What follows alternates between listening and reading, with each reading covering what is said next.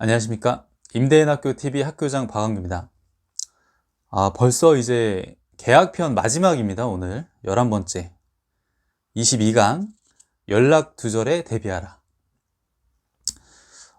이거는 이제 제가 책을 집필할 당시에 이제 그 자료이긴 한데, 그때 이제 2021년 9월이었어요. 9월 기준으로 이제 우리나라 전체 가구 중에 1인 가구가 처음으로 40% 넘었다는 그런 이제 기사가 났습니다.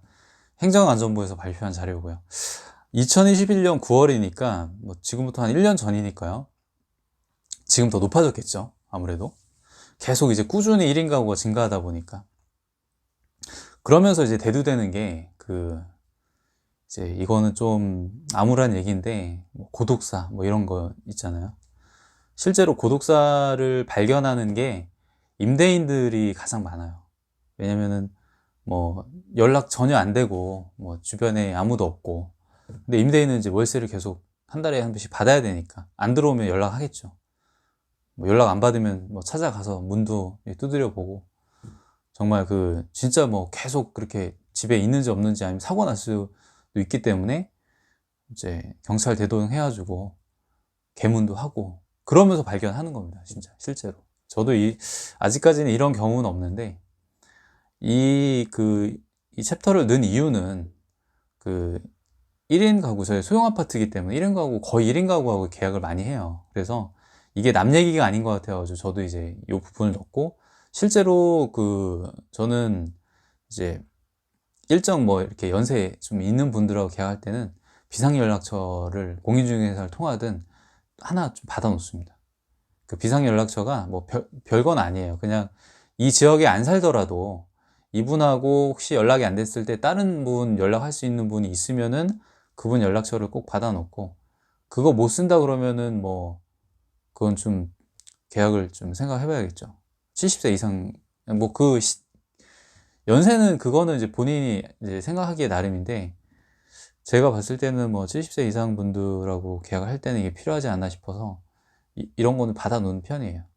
그래서 너무 이제 고령의 분들하고는 또 제가 계약을 하지는 않는 상황인데, 어느 정도 이제 좀 연세가 있는 분들하고 할 때는 이 공인중개사한테 좀 간곡하게 부탁해서 비상연락처 기분 안 나쁘게 좀 해달라고 이렇게 요청하는 편이고, 뭐 본인이 안 주면은 어쩔 수는 없죠. 그러니까 강제할 수 있는 부분은 아니에요. 근데 이 비상연락처가 필요하고, 이 공인중개사 아니고 이제 제가 직거래로 만약에 할 때는 이거 이제 문구를 책에 넣어놨는데 그걸 씁니다.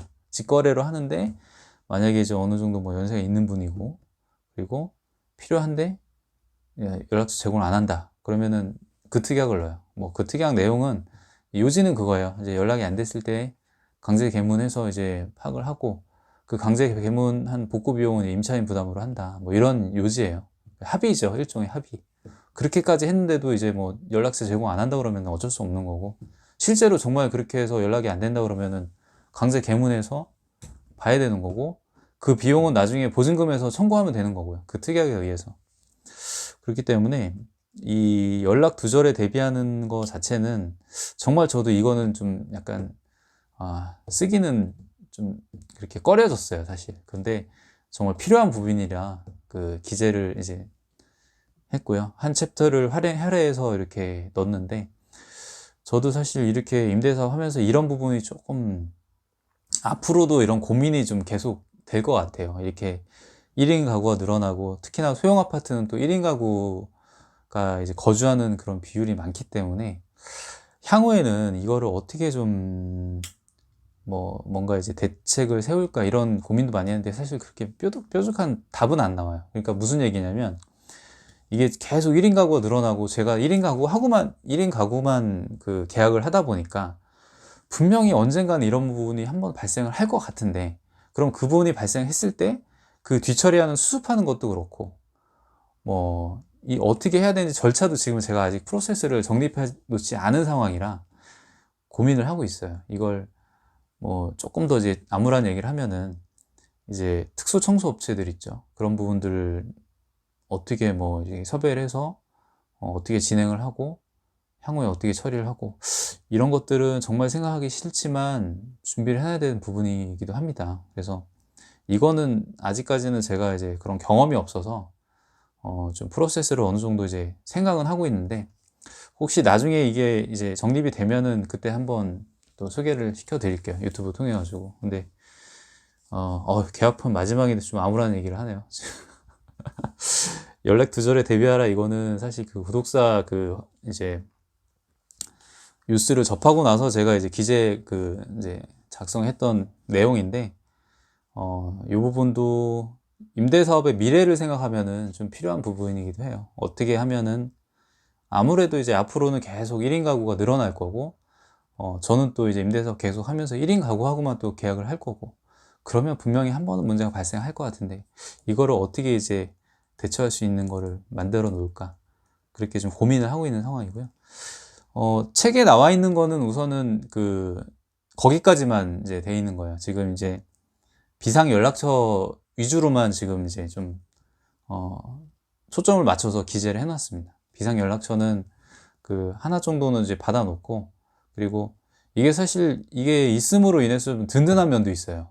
만약에 혹시라도 연락이 안 됐을 때 또 연세가 있는 분이고 그러면 갑자기 개문해서 그렇게 하는 것도 좀 진짜 쉽지 않은 거고, 연락처 하나 있으면은 혹시 여기 연락이 안 되는데 좀 한번 연락해 주시면 안 될까, 이렇게 할 수 있는 사람이 한 명이라도 있으면 얼마나 그게 든든합니까. 그래서 저는 비상 연락처는 꼭 받아 놓는 편이고, 특약도 이제 필요하면은 그렇게 해서 받아 놓는 편이에요. 자, 오늘은 이제 계약편 마지막 이렇게 말씀을 드렸고, 이제 다음 편부터는 또 이제 관리편으로 이제 넘어갑니다.